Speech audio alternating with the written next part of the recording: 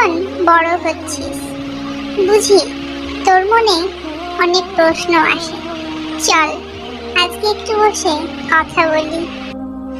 বলো না আম্মু, তোমার সাথে কথা বললেই যেন আমার মনটা হালকা হয়ে যায়। বলো তোমার, আল্লাহকে ভালোবাসা মানে কি? আল্লাহকে ভালোবাসা মানে আল্লাহকে ভালোবাসা মানে হলো নামাজ পড়া, রোজা রাখা, এইসবই। তা তো ঠিকই, কিন্তু শুধু কাজ করলেই হয় না। আল্লাহকে প্রকৃত ভালোবাসা মানে হলো তার দিকে ফিরে যাওয়ার জন্য মনকে তৈরি করা। যেমন ধরো, নামাজ পড়ি আল্লাহর জন্য, পর্দা করি আল্লাহর জন্য, নিজের চোখকে নামিয়ে রাখি, নিজের চোখকে সংযত রাখি, তাও আল্লাহর জন্য।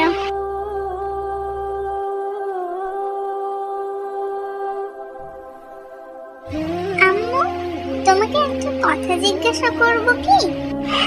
হ্যাঁ মা, অবশ্যই জিজ্ঞাসা করো। জানো আম্মু, পর্দা নিয়ে মাঝে মাঝে খুব দ্বিধায় পড়ি। সবাই বলে যে জামানাটা বদলে গেছে, এখনো কি হিজাব করাটা জরুরি আম্মু? মা, জামানাটা বদলেছে ঠিকই, কিন্তু আল্লাহর হুকুম কি বদলেছে? আল্লাহ কোরআনে স্পষ্টভাবে বলেছেন, হে নবী, তুমি মুমিন নারীদের বলো তারা যেন তাদের পর্দা বজায় রাখে। আম্মু, তুমি তো সারা জীবন পর্দা করছো, কি অনুভব করো তুমি?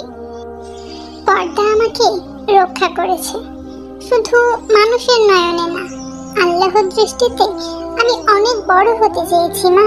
আমার সম্মান, আমার পর্দা। হিজাব শুধু একটা কাপড় না, এটা আমার সম্মান, এটা আমার ঈমান, আর এটা আমার আত্মসম্মান।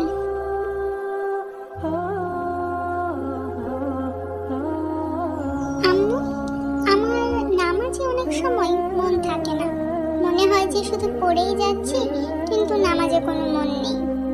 মন না থাকলে নামাজে কোনো দোষ হয় না আমার, চেষ্টা না থাকলে দোষ হয়। আল্লাহ আমাদের চেষ্টা দেখেন, আমাদের ফলাফল না। নামাজ মানে তো শুধু রুকু সিজদা না, এটা আল্লাহর সাথে দেখা করার সময়, এটা আল্লাহর সাথে কথা বলার সময়। নামাজের মাধ্যমে একজন বান্দা আল্লাহর সব থেকে কাছাকাছি পৌঁছাতে পারে। তুমি কি জানো, নামাজের সময় আমরা যখন সিজদা দিই তখন আমাদের মনে হয় আমাদের সিজদাটা মেঝের উপর বা জায়নামাজের উপর পড়ছে, কিন্তু এই সিজদাটা আল্লাহ তাআলার কুদরতি পায়ের উপর পড়ে।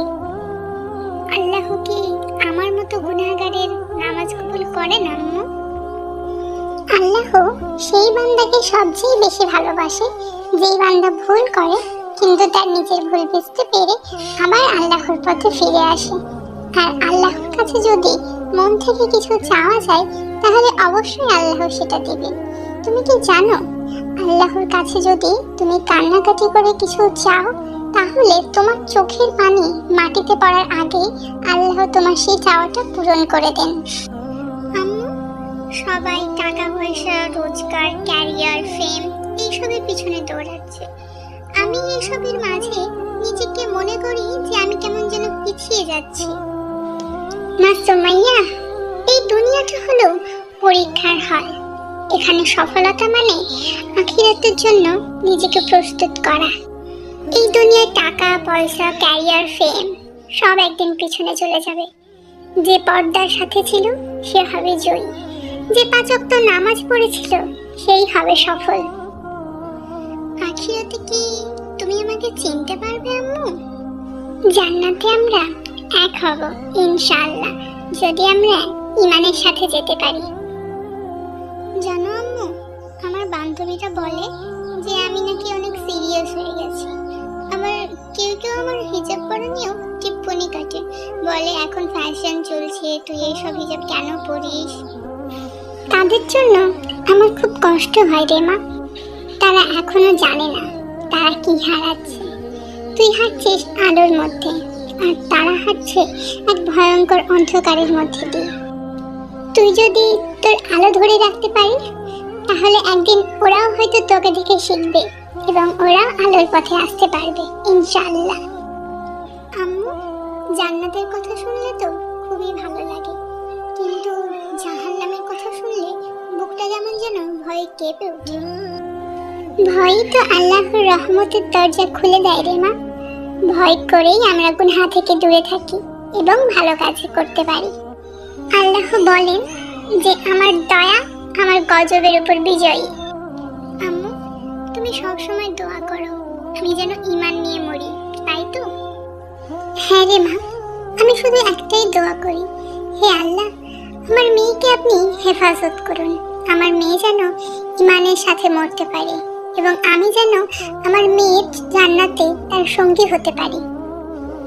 আমিও দোয়া করি আম্মু, আমি যেন তোমার সাথে জান্নাতে থাকতে পারি।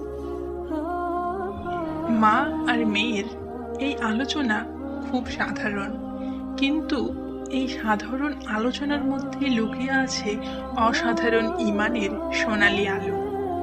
তারা কিছুই করল না, শুধু কথা বলল, কিন্তু সেই কথার প্রতিটা শব্দে ছিল আল্লাহর দিকে ফেরার আহ্বান, যা একজন মানুষের ঈমান আরো মজবুত করতে পারে।